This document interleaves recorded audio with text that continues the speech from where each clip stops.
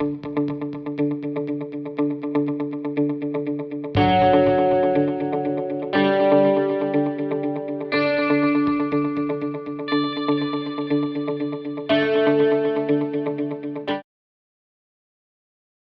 de 2021 del Séptimo Congreso Nacional y Tercero Internacional Justicia Espacial, Sostenibilidad de Género de la Asociación Mexicana de Arquitectas y Urbanistas AMAU. A continuación será la presentación del libro Fractalidad en el análisis de los espacios impermeables urbanos que impactan la recarga del acuífero, de la doctora Delia Patricia López Araiza Hernández, y posteriormente será la proyección de la cápsula Detoxing Architecture from Inequalities, a Plural Act, de la arquitecta Francesca Perani, fundadora de Rebel Arquitecte. Le cedo la palabra al ingeniero Jesús Rodolfo Ramírez Arabia. Gracias.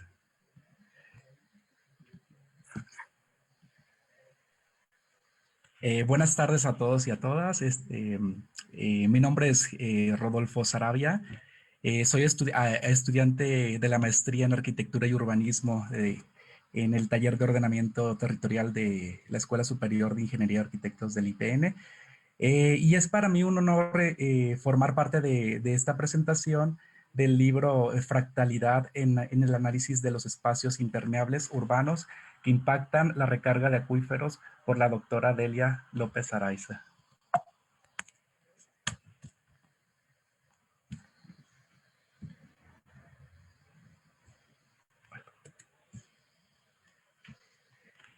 Bueno, en este libro, el caso es donde comentaré una breve reseña del contenido de cada capítulo y mi grata experiencia después del aprendizaje adquirido en esta investigación.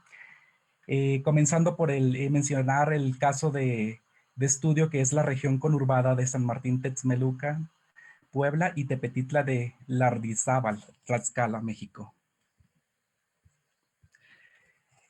La problemática que se plantea se relaciona desde la pavimentación en México, la cual está ligada con el fenómeno urbano de conurbación, señalando el daño que genera al entorno en que se está desarrollando.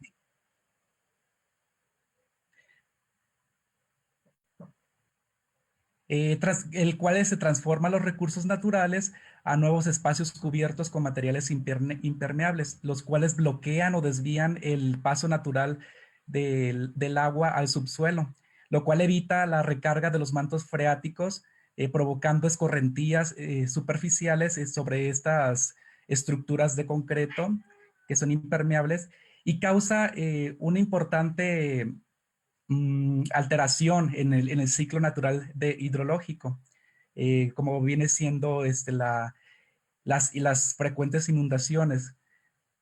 De igual forma, esas estructuras de concreto transforman la climatología de los suelos rurales, aumentando sus temperaturas.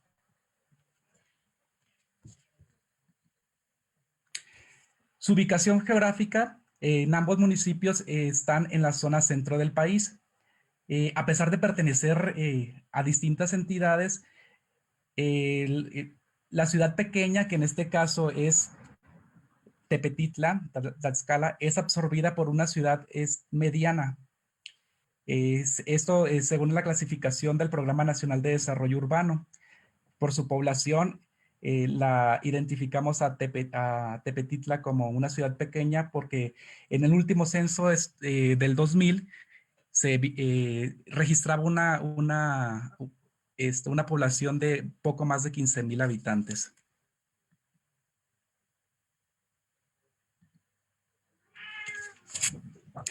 En el capítulo 1, titulado Las zonas conurbadas y la extensión de la pavimentación, se enfoca en detectar lo que sucede en las zonas conurbadas.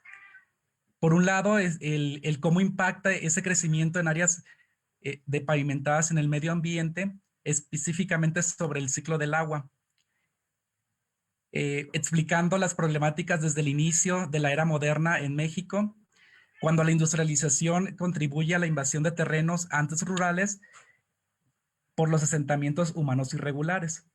Por otro lado, el cómo impacta ese incremento en el medio ambiente. y cómo afecta la dotación de agua de esa población. Apoyándonos de datos numéricos proporcionados por la Comisión Nacional del Agua, que dan con exactitud a este comportamiento.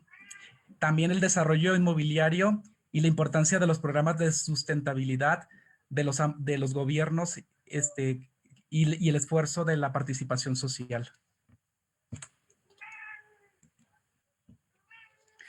Asimismo, como objetivo general mencionado en el capítulo 1, se plantea el analizar la influencia del incremento de los asentamientos humanos en la modificación de los usos de suelo de natural rural a urbanos, como la de suelo, como es la impermeabilización del suelo ocupado por las construcciones y vialidades. Y que esto ha generado escurrimientos hacia el subsuelo, obstrucciones de los escurrimientos hacia el subsuelo, provocando una disminución de los niveles de agua freática en las zonas conurbadas. Además, se desarrollan tres objetivos específicos, en el cual es analizar la tendencia de crecimiento de las localidades que se expanden hacia la conurbación de San Martín Texmelucan y Tepetitla, que han cambiado el uso de suelo natural a urbano. Establecer la proporción del suelo impermeable por tipo de ocupación en el área de estudio y afectación del medio ambiente al alterarse el ciclo hidrológico natural. Además, identificar la variación de la cantidad de agua en la recarga de los mantos acuíferos en las áreas urbanas señaladas y su periferia. Asimismo, responder a la hipótesis planteada que se refiere al crecimiento de las ciudades que tienden a la conurbación, transformando el uso de suelo natural al rural en espacios urbanos impermeables por medio de la construcción de pavimentos y edificaciones que inhiben la filtración del agua al subsuelo y alteran el ciclo del agua natural.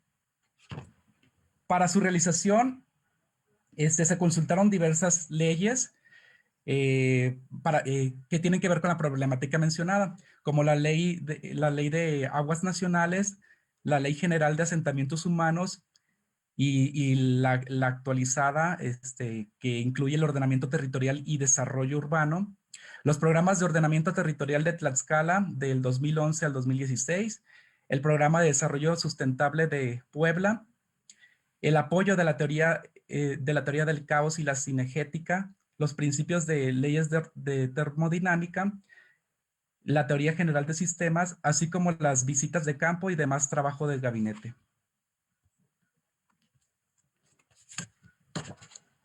En el capítulo 2, llamado del ordenamiento territorial a la autoorganización, se abordan algunos teóricos y sus principales aportaciones a los campos relacionados en el estudio. Como Ángel Masiris, para comprender las tres fases que comprenden el ordenamiento territorial, utilizando como instrumento para la prevención y gestión ambiental que contribuye a la planeación para llevar a una región al desarrollo sostenible. Se destacan las ideas formuladas por la Conferencia Europea de Ministros de Ordenamiento Territorial, la cual lo ve como la expresión espacial de las políticas sociales, culturales y económicas de la sociedad. Además, teorías referentes al desarrollo urbano y regional, desde Max Weber, quien explica cómo los grupos sociales cambian de lugar de residencia, Chris Thaler, quien habla de la teoría del lugar central, la teoría de economía urbana y racional de Steve, y los trabajos sobre caos de Shannon y Mendel.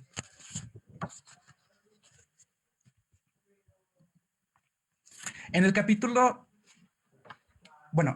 además, las teorías del medio ambiente y su comportamiento de Edward Lorenz, para después dirigirnos al análisis de las leyes de transformación, iniciando por la termodinámica, antes la teoría general de sistemas.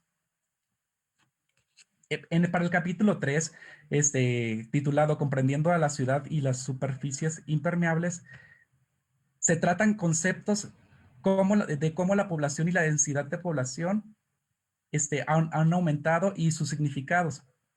El discutir qué es la urbanización, a lo cual se define como el medio natural transformado poco a poco por componentes urbanos. El uso del suelo y su capacidad de carga urbana, la ordenación del territorio dentro y fuera de la ciudad, la preservación de recursos naturales, las vialidades urbanas y regionales que han transformado los suelos y el entendimiento del proceso de conurbación, el cual produce una concentración espacial de actividades económicas, asentamientos humanos irregulares, así como áreas industriales, comerciales y de servicios. Además, conceptos que son mencionados en la hipótesis y trabajados junto con el apoyo de las leyes y teorías anteriormente mencionadas y referencias legales que interpretan y miden las cuestiones hídricas y aspectos urbanos.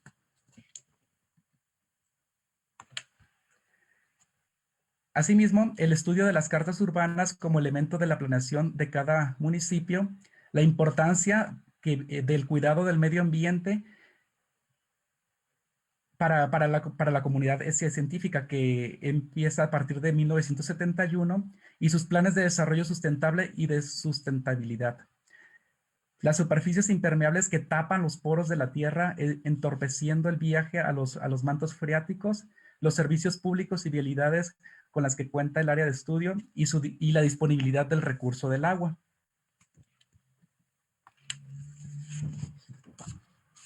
En el capítulo 4, titulado Lineamientos para los actores del ordenamiento territorial sustentable, se puntualiza la relevancia del territorio ocupado por los asentamientos humanos irregulares desde la legislación federal, estatal y municipal, haciendo un uso de la Ley de Asentamientos Humanos y su actualización, la Carta Magna y los ordenamientos legales del Estado de Puebla y Tlaxcala. Además, el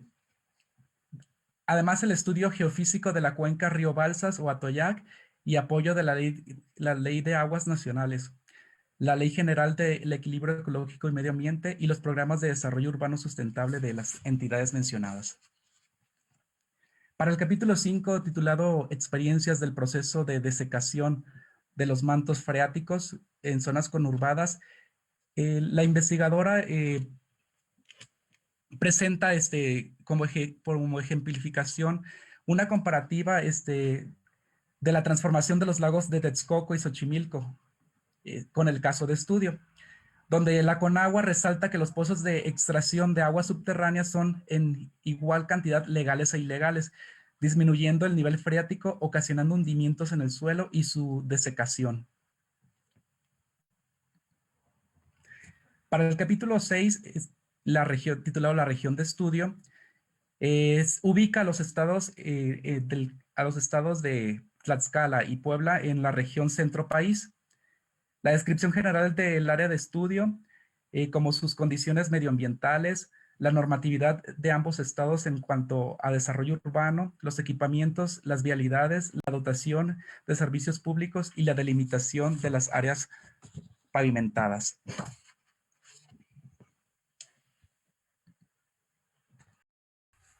En el capítulo 7, análisis de los espacios impermeables en la región conurbada, respondiendo a los objetivos particulares y la hipótesis que se analizan se analizan los puntos como crecimiento urbano, el de los centros de población, el grado de degradación ambiental, se habla sobre los sistemas cerrados formados por las vialidades y el caos que producen las paredes impermeables, como el aumento a la temperatura promedio. También se trata de explicar una evolución histórica de la urbanización en la zona de estudio y los servicios con los que actualmente cuenta, además de los hallazgos y resultados confrontando las ideas del planteamiento, así como las conclusiones y recomendaciones de la doctora. En cuanto a mis conclusiones personales, a partir de que leí el libro, empecé a desarrollar como esa habilidad y esa emoción por querer investigar, el cual me da un placer cada vez que leo este libro, porque encuentro un nuevo conocimiento y una nueva comprensión y cómo podemos utilizar al hacer una investigación el uso de otras disciplinas. En este caso se utilizó la ecología, la geografía, entre otras, para reforzar esta investigación y hacerla más digerible y entretenida. Bueno, eh, te crea una conciencia sobre el agotamiento de los recursos naturales y el agua, y cómo esta investigación, bueno, esta problemática de los asentamientos irregulares le toman tanta importancia a nivel global. Y ya para la segunda lectura, pues comprendí ya, bueno, me ayudó a plantear ciertas ideas y citar este libro para mi diseño de investigación y marco teórico.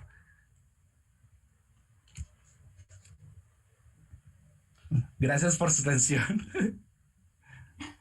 Muchas gracias, ingeniero Jesús Rodolfo. Bueno, quiero hacer un paréntesis. Pueden hacer, si tienen alguna pregunta o algún comentario, nos pueden mandar a través de Facebook sus preguntas. A continuación, le cedo la palabra al arquitecto Jesús Estrada Sánchez. Adelante.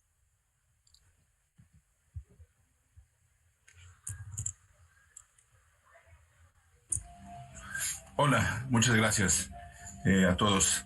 Es un gusto estar participando en este congreso. Soy Jesús Estrada Sánchez, arquitecto de la UNAM. Soy estudiante del cuarto semestre de la maestría en Ciencias en Arquitectura y Urbanismo del taller de Geomática. Bueno, mi compañero Rodolfo expuso capítulo por capítulo el libro de la doctora y yo me centro más bien en un ejemplo de qué es lo que trajo este libro y por qué creo que es muy interesante y que debemos todos leerlo si nos interesa estudiar de fractales y esponjas de Menger y este tipo de cosas. Bueno, pues este libro se editó en 2018. Una característica muy importante de esta investigación es que es muy pertinente a la problemática actual. Las sequías existen ahorita en gran parte del planeta. Aquí en la lámina podemos ver el ciclo del agua, que es de lo que se trata este libro, ¿no? De la evaporación, la condensación, la precipitación, y en este caso nos estamos en el libro fijando en la infiltración. En la otra imagen se ve un tuit de la Agencia Espacial de Estados Unidos, de la NASA, en el que muestra unas imágenes del Landsat 8, del Operational Land Imager, en el que muestra la presa Victoria, que es una de las presas más importantes que surte de agua a la Ciudad de México, y se ve cómo ahora está a un tercio de su capacidad normal. Bueno, yo tenía preparado esta lámina para explicar los objetivos. Mi compañero los elaboró muy bien. Yo puedo aquí solamente decir que el libro explica un ejemplo de cómo la conurbación de dos entidades federativas ubicadas en el centro del territorio de la República Mexicana, al irse extendiendo a las vialidades y construcciones, se va perdiendo el área natural por donde pueda filtrarse el agua de lluvia hacia los mantos freáticos. La hipótesis general también es muy interesante y de esa parte toda la investigación. Y bueno, después de leer la hipótesis, que me voy a atrever a repetirla, que es el crecimiento de las ciudades que tienen a la conurbación, ha transformado el uso natural del suelo rural en espacios urbanos impermeables por medio de construcciones y pavimentación, inhibiendo la filtración del agua al subsuelo, alterando el ciclo natural del agua. Y al leer esta hipótesis, la pregunta principal que me formulé fue: ¿qué aporta este trabajo a la investigación científica? Bueno, pues, y después podría ser cómo analizarlo. Y la doctora lo resolvió basándose en la teoría general de sistemas, en la teoría del caos y en la teoría de autoorganización de los conjuntos. La teoría general de sistemas es un sistema, se presenta como una forma sistemática y científica de aproximación y representación de la realidad, y al mismo tiempo como una orientación hacia una práctica estimulante para formas de trabajo transdisciplinarios. Esta es una parte muy importante, ¿no? Que es transdisciplinario. La teoría del caos, que seguramente todos la habrán escuchado en alguna investigación, y si no en alguna investigación, tal vez en alguna película,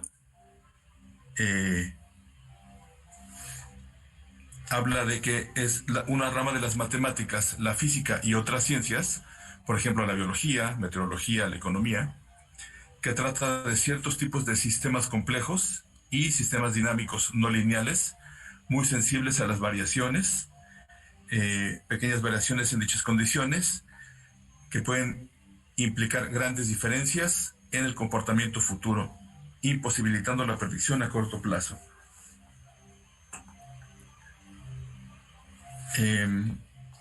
El sistema de la teoría de autoorganización de los conceptos, de los conjuntos, se refiere a la construcción de estructuras propias dentro del sistema. Según esta idea, el entorno solo puede influir causalmente en un sistema en el plano de la destrucción, pero no en el sentido de la determinación de sus estados internos. Y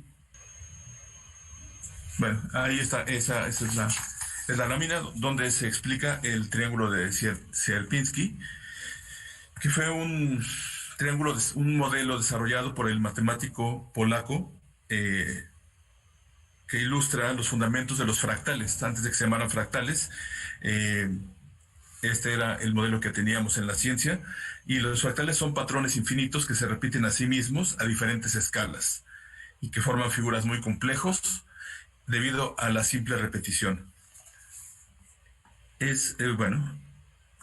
¿Cómo analizar este fenómeno?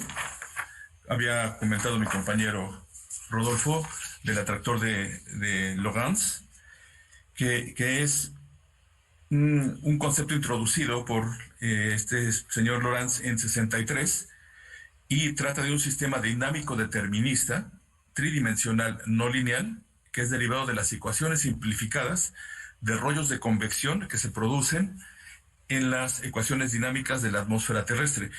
En pocas palabras, es el electromagnetismo de la Tierra. Si uno le pudiera poner un trazo, así sería. Y es un sistema que pertenece a un conjunto denominado atractor desconocido. Si bien no es una figura geométrica sencilla, tampoco es una curva muy complicada, y su principal característica es, como podemos ver en el dibujo, que su trayectoria nunca se intersecta a sí misma ni se repite la trayectoria.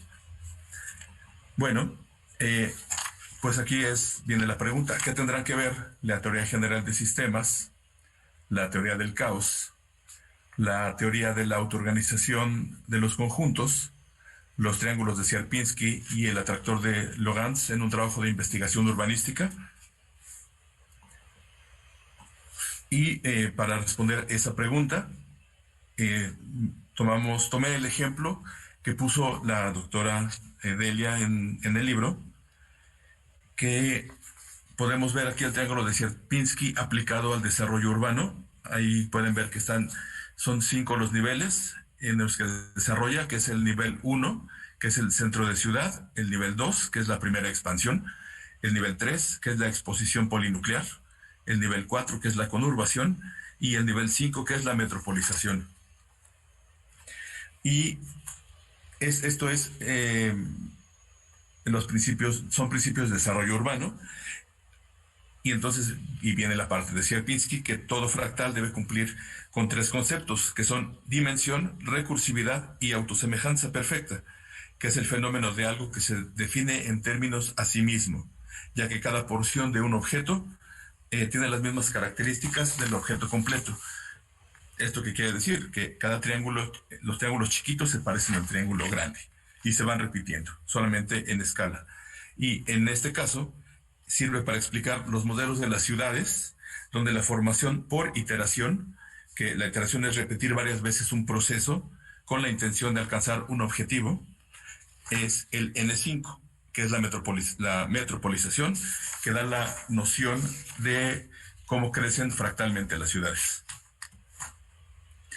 Aquí se ve el ejemplo el ejemplo de la iteración número 3, que es la expansión polinuclear, tomando como base las encuestas de INEGI en el año 2000 de San Martín Texmelucan. Y bueno, la primera iteración es la cabecera municipal, que es San Martín Texmelucan. La segunda corresponde a las primeras localidades en unirse a la cabecera municipal, que son San Cristóbal Tepetlasco, San Lucas y San Baltasar, que están en color gris. Y la tercera iteración finalmente es donde aparecen las otras 9 localidades que completan la localidad, para que puedan tener ya una forma de unidad integrada. Y aquí se ve claramente cómo una teoría urbana con nombres y apellidos de los municipios puede adaptarse perfectamente a una teoría matemática que ya tendrá alrededor de 100 años que se formuló.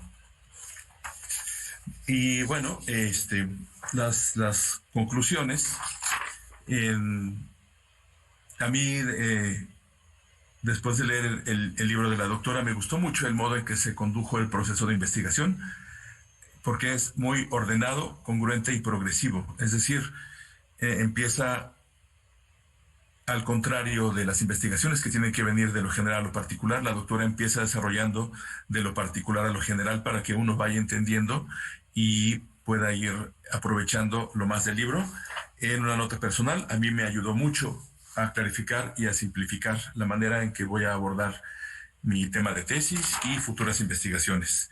Y por último, hice una anotación que, aunque la investigación multidisciplinaria no es nueva, y en ella cada especialista permanece dentro de su disciplina y aplica sus conceptos y modelos a la investigación, es objeto de consideración que un solo investigador pueda apoyarse en teorías y disciplinas que al parecer son ajenas a su campo de estudio. Pues, por mi parte es todo. Es un placer. Doctora, muchas gracias por la confianza. Gracias a todos por la atención. Muchas gracias, arquitecto Jesús Estrada. A continuación le cedo la palabra a la doctora Delia. Adelante, gracias. Gracias, Laura. Bueno, pues yo soy arquitecta y urbanista, soy egresada de la Facultad de Arquitectura de la UNAM. No sé por qué no cambia. Ay, perdón. Ya. Y tengo el posgrado en Desarrollo Regional con orientación en Ordenamiento Territorial Sustentable. Bueno, el libro nace de esta situación que vivimos muchos en 1985 y que fue toda una tragedia para México. Y vimos cosas como esto que se ve del lado izquierdo arriba. Algunos recordarán haber visto el edificio del SCOP, como se ve en esta imagen donde dice "Oh Dios". Pues yo estaba no muy chiquita, pero sí chiquita, y me impactó mucho. Como arquitecto les puedo decir que el oír tantas sirenas, el ver a la gente tan desesperada y el darme cuenta que si un arquitecto no ve y no revisa bien el subsuelo de donde está construyendo, puede llegar a tener bajo su responsabilidad y su conciencia la muerte de tantas personas, fue lo que me hizo empezar a buscar qué era lo que estaba pasando en la Ciudad de México principalmente, pero como en el tiempo en el que estudié el posgrado fue en la ciudad de Tlaxcala, pues había que prevenirlo allá, que no volvieran a pasar este tipo de cosas. Aquí en la Ciudad de México se siguen haciendo estos rascacielos. Para construirlos sabemos que hay que drenar los mantos freáticos, mientras que en Reforma y Río Churubusco se saca el agua. En Iztapalapa y Xochimilco se están teniendo problemas de lo que hoy conocemos como subsidencia gracias a los estudios de los hidrogeólogos. Y entonces nos encontramos con este tipo de situaciones que hemos oído en repetidas ocasiones en las noticias. Y vean nada más de qué tamaño se hace un socavón. Y eso es lo que trato de reflejar en el libro, que dejemos de tener grietas como las que se ven aquí, están indicadas en la parte de Xochimilco, donde se están haciendo grietas, donde se han hecho socavones, y tratar de aportar algo para evitarlos. No hemos aprendido del todo porque en 2017 los volvimos a tener, y las obras que les presenté que se están haciendo son contemporáneas al sismo de 2017. El único mensaje que les puedo dar a través del libro, que ya muy bien les platicaron el contenido tanto Jesús como Rodolfo, es: cuidemos el agua. Así, gracias. Cuidemos el agua. En verdad, gota a gota se agota, que es un eslogan de cuando recién el mundo se empezó a dar cuenta de que el agua no es un recurso renovable, es un recurso finito, y más el agua potable.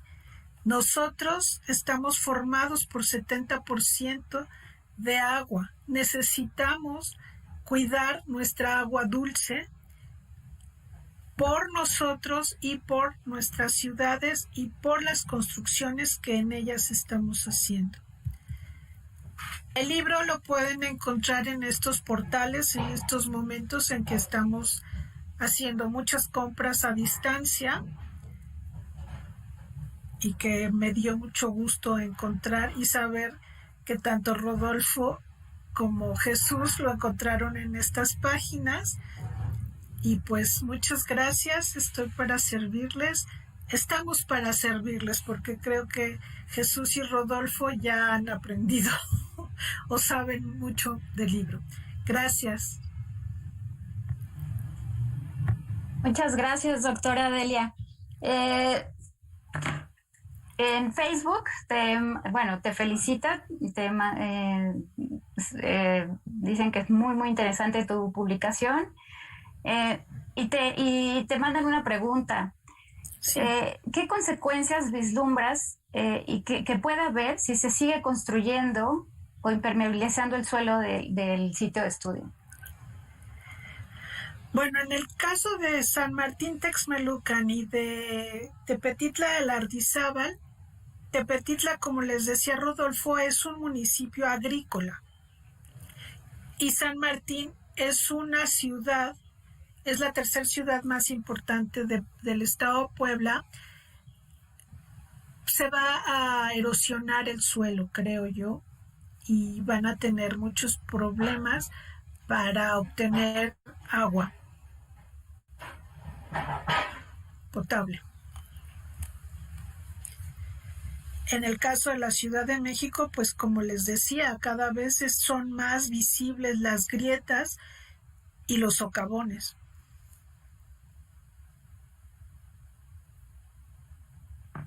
Ok, muchas gracias.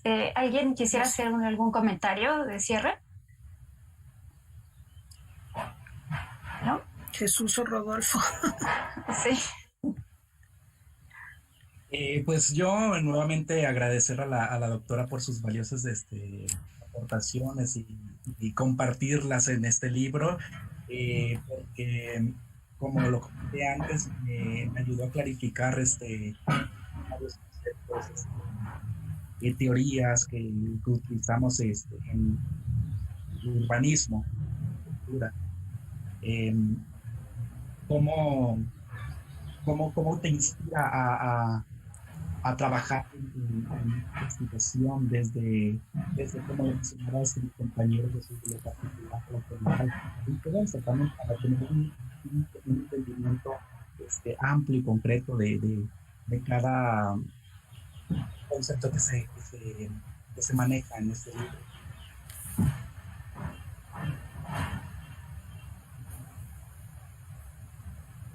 Jesús.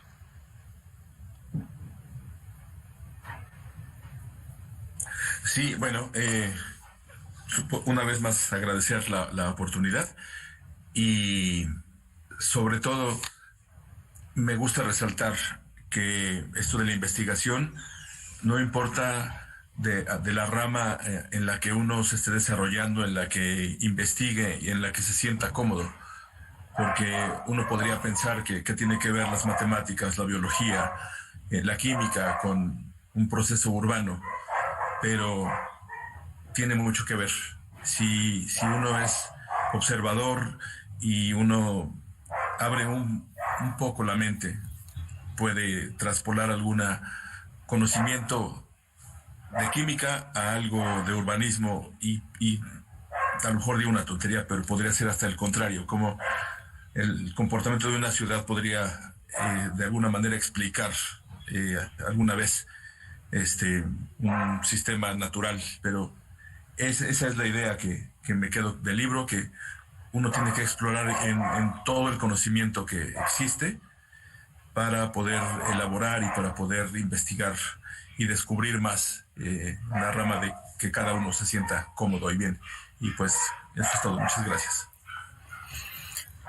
Muchas gracias. Muchas Hay gracias. otra, perdón, doctora, hay otra pregunta. Sí. Te pregunta cómo minimizar o enfrentar este problema desde los programas de desarrollo urbano. Dejando áreas verdes, incrementando los espacios de filtración de agua natural, de agua de lluvia al subsuelo, porque con las medidas que se han implementado en el reglamento de construcción no llega a filtrarse el agua de lluvia hasta el subsuelo.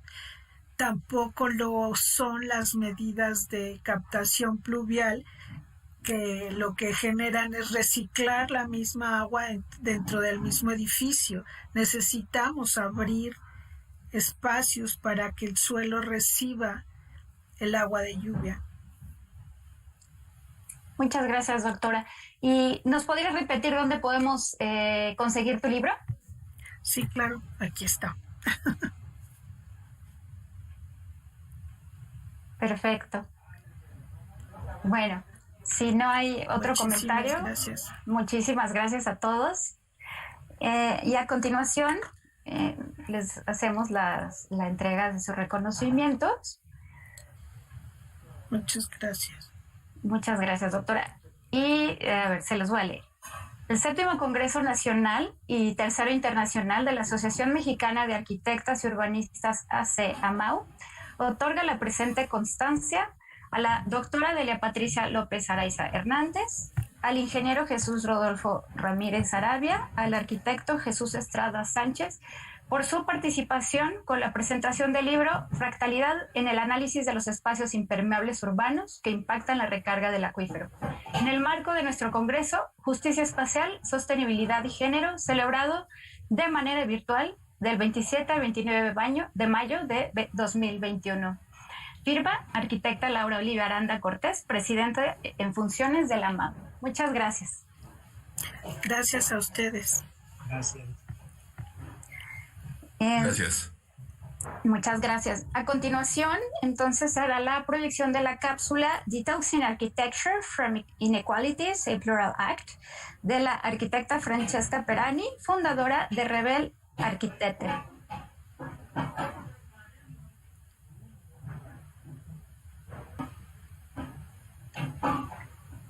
Hola, soy la arquitecta Laura Aranda, presidenta de la AMAU. Continuando con nuestro programa, le doy la bienvenida a Francesca Perani, quien nos dará un mensaje desde Italia. Francesca es arquitecta y diseñadora y activista. Desde 2007 tiene su propio despacho, Francesca Perani Enterprise, enfocado al interiorismo, diseño y dirección de arte. Trabaja también en diversas iniciativas sociales como Rebel Arquitecte, que justo de esto nos hablará hoy. Benvenuta, Francesca. Good evening, everybody, and thank you very much, Laura Aranda Cortez, for inviting me to this great event at IMAO Congress.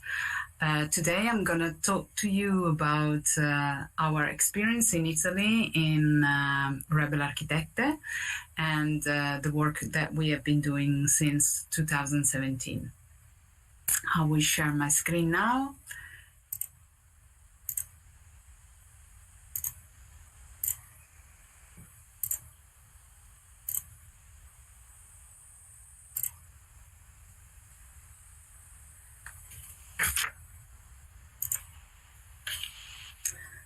Today I'm gonna introduce you to our main focus, that is detoxing architecture from inequalities, a plural art.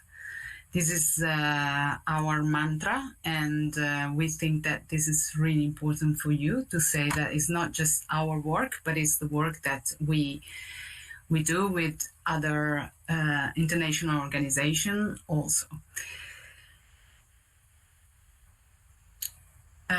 I'm here today just only representing part of the team. We are around 14 members, and we are not only Italian, but we also have Natalia Patlan from Mexico and Jimena Romero from Guatemala.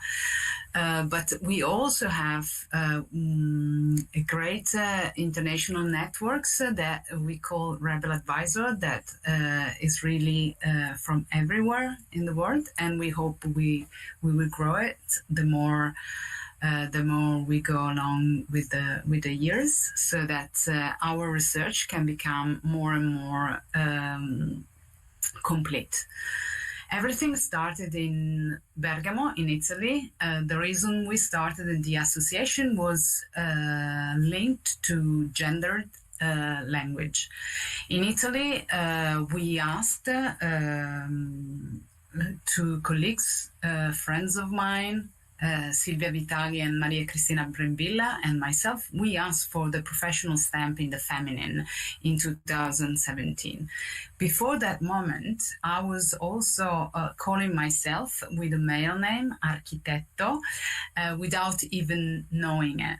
But given that professional names in the feminine were getting used also for professions that normally were only dominated by men, we thought it was the right moment to ask for it. And this activity, and the fact that the Professional Order of Bergamo was the first professional institution that said yes to this professional stamp, it really aroused a lot of debates on the social network. And this debate was coming from women and from men. They were not happy to use that. And this is something we always show, to say that it was really, really shocking for some of them. And the main comments were like very not scientific comments. They were like this. So somebody was saying, it's not an Italian word. I hate the sound of that name. I will never use it. I don't like it. So, but the most important comment was the one that's I'm showing it to you now, that was saying, after all the effort I had to go through to be called Architetto, with the O, I will not start again with Architetta. So basically this phrase was really giving us the dimension of the frustration that we grow through our professional years. And so we decided that we needed to do something about it. And we just didn't want to push for the name that nobody wanted to use, but we wanted to analyze better what was the situation in Italy. Something important to say is that in Italy we are really a huge number of architects, roughly 155,000 architects. That is the same amount of the architects you can find in the United States. Women architects are roughly the 43%. So we have roughly 60,000 women architects in the profession. But what is happening is also that women architects under 30 are rising more and more, and they reach 56%. So what we say is Italian architecture is female, but it's still very invisible. When I say invisible, I mean invisible in the media, invisible at panels, invisible at jury panels. And so this is something that really worries us. Something else that I want to share is that in Italy, roughly it's considered that a woman, in comparison with a man, spend at least 4 hours a day, each day, to look after family care or housework. Men normally in Italy will spend only 1 hour a day. And at the same time, we have another problem that is not just difference of time to dedicate in the profession, but also the problem of pay gap. So women in Italy, women architects earn 37% less than men. So we have still a very unbalanced situation between women architects and men architects. And something that was really important for us was when we read the book by Despina Stratigakos that is called Where Are the Women Architects? And she was saying that 1/3 of the women architects leave the profession due to the lack of female role models. So this was something that we really thought that could have been the reason of our research. So we said, okay, Italian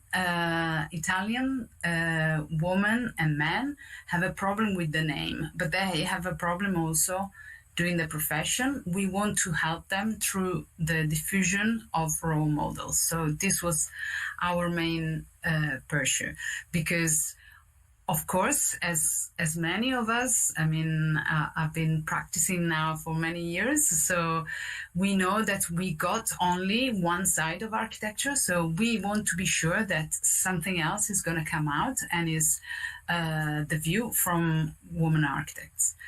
So this is why we started when we said, okay, it was 2017. We decided to start researching, and we decided to post on Facebook. So to use the social network to post one woman architect a day till the beginning of 2018 Biennale that was directed by Grafton Architects. So this was our ideas, and we did it on social network, but we also created at the end a book, an online book that is still online, that is presenting the work of 365 women architects.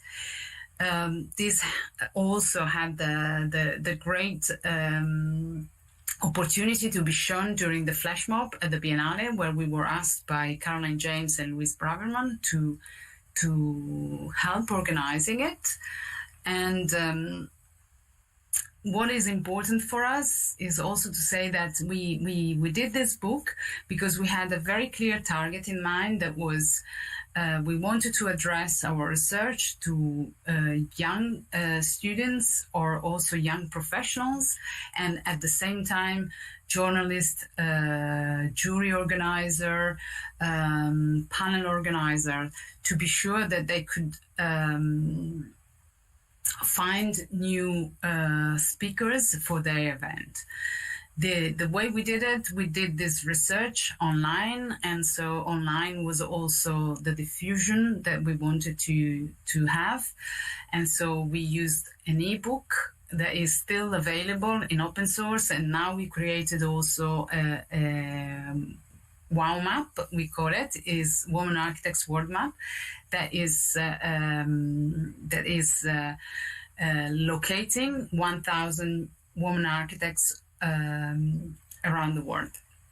So these have been our instruments, our tools, and here you can see it. And then only recently, a week ago, we could also present another important new tool that we created directly for the Italian pavilion of curator Alessandro Melis, who asked us to do a research only on Italian women architects. So this is what we presented, and we did it again through a website. So all our research, all our work is shown on social networks and online tools only. This is our idea to share it the more with everybody, and so we also used English because we thought we were getting a wider audience. So we also want to show a different way to do architecture that is not the usual one that we've been seeing for many years in university. So we really want to be more playful, to address younger targets.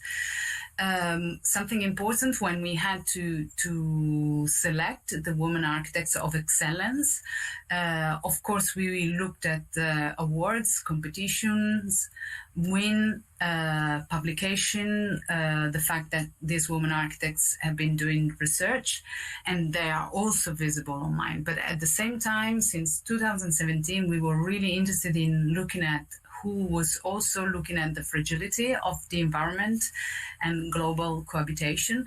So something that was not an individual success, but more a social success. So this is why many of our women architects have been working in architecture, but looking at sustainability, social integration, and equality themes. Something important to say is that when we look at these architects, we find out that 56% of them were single founder of their offices. 35% were on a studio composition that was couple, man and woman, and then 9% was full female team. Here you can see just some of these profiles, but I will go very fast. And so you can see very famous architects and also young rising women architects. We did this book, and something else important is that now through the website, we selected 137 women architects, and these women architects are for us also inspiration for new way of dealing with architecture. So we have also builders, or we have also influencers, for instance. So we really want to reach a different kind of thing. Something I always say about these Italian women architects, that something strange happens, that is that women architects in Italy have a studio composition that is mainly is for the 56% as couple. And so I say that there is a lot of love in Italy, but in reality, this means that many female architects will think that to be an architect, you also have to find a partner to do it, so that you can then share the troubles of having a family and also trying to do this very competitive work. We also launched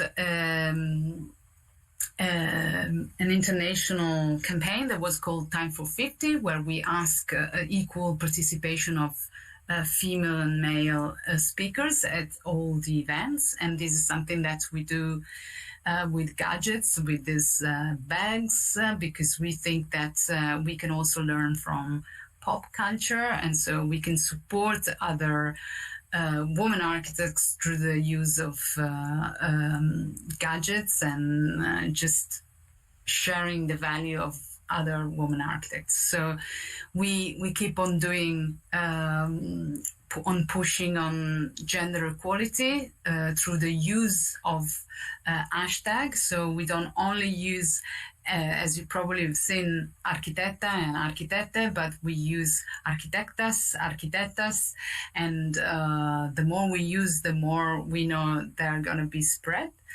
And so we still organize events, and we keep on fighting on the professional stamp. That for us is truly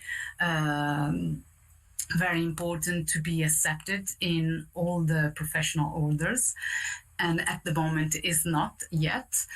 And as I want to finish saying that even in the Mexican architects, we found amazing profiles that for us are really inspiring, and we really would like to see them even more on our magazine. So we really think that through sharing of knowledge, also between association, we can help each other in delivering these great architects that we would love to learn from even when we are students in university. So I don't want to go too long, but I want to say that in our experience, the alliances we are creating around the world between women architects, between association, between men that are also giving us space, like it is happened to us right now at the Biennale, thanks to the invite of Alessandro Melis. We can really decide to make architecture a different place, also through the connection that we are all creating. So I'm just going very fast, but thank you very much. We are very happy that you invited us, and I hope I have been clear with what we are doing. So thank you, and I will now say goodbye, and thank you very much for the recognition that you just gave me. So thank you, and hope to see you soon. Thanks.